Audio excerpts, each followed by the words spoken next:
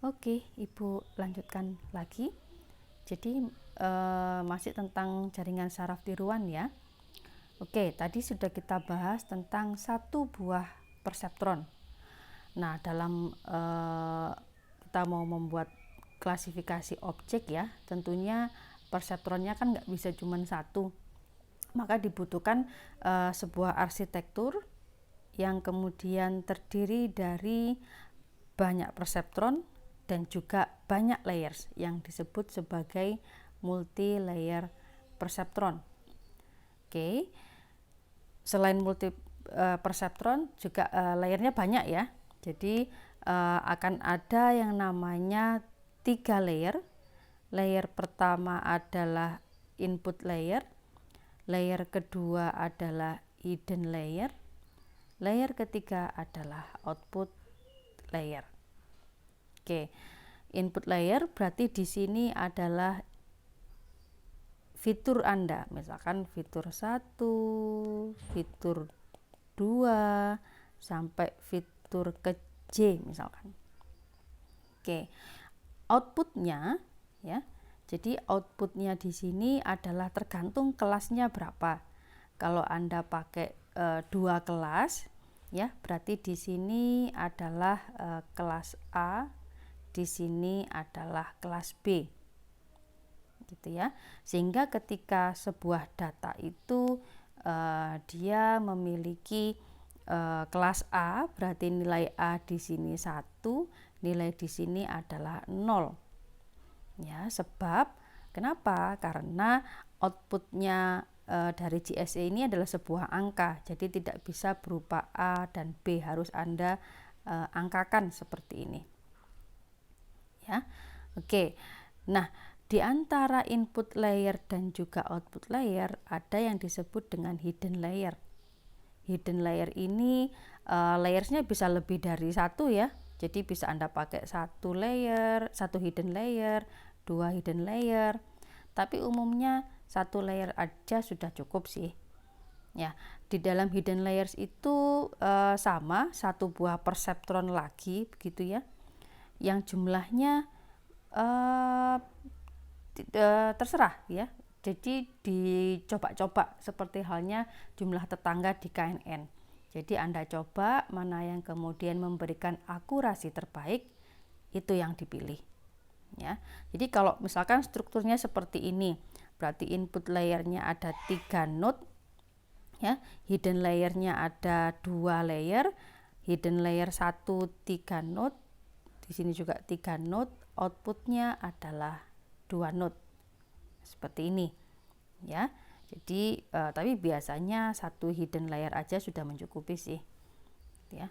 Oke, nah kemudian dalam struktur tersebut karena sifatnya data ini mulai dari input ke hidden layer ke output layer, nah kita lihat bahwa sifatnya datanya adalah maju ke depan, sehingga arsitektur seperti ini memiliki sifat yang disebut dengan feed forward ya.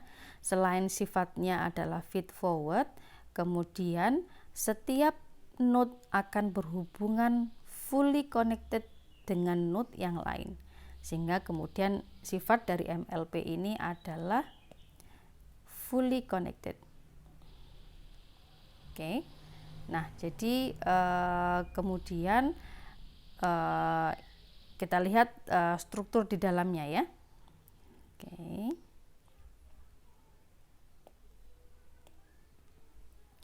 Nah, hasil dari struktur CGST ini kurang lebih bentuknya seperti ini ya. Jadi misalkan ya yang perlu ditemukan, jadi ketika melakukan sebuah learning ya dalam GST ini, yang perlu Anda temukan adalah bobot dan juga biasnya ya. Jadi Anda lihat bahwa masing-masing di sini ada bobotnya ya, nilai-nilai 0,02, 0,10, biasnya 0,16, 0,13 dan seterusnya. Jadi setiap koneksi di sini akan punya yang namanya bobot.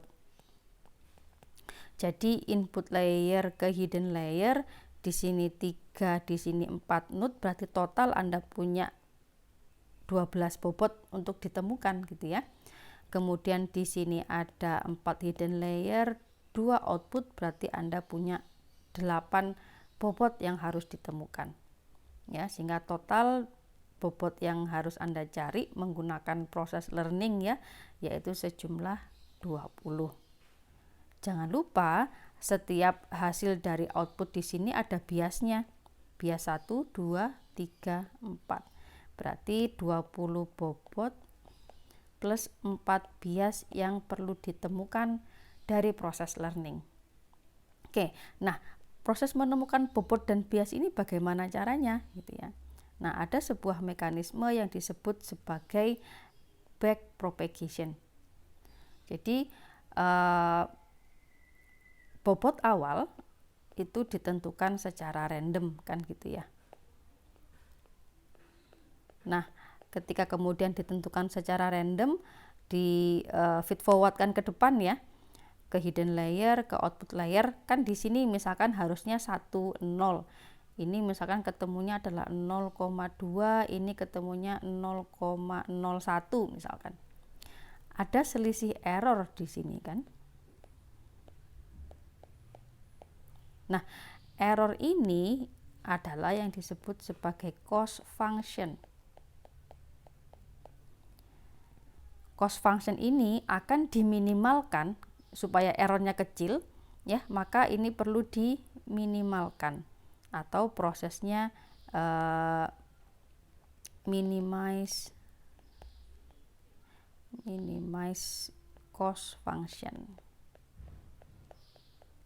Nah, untuk meminimalkan cost function supaya errornya makin kecil gitu ya, ada mekanisme yang disebut dengan gradient descent.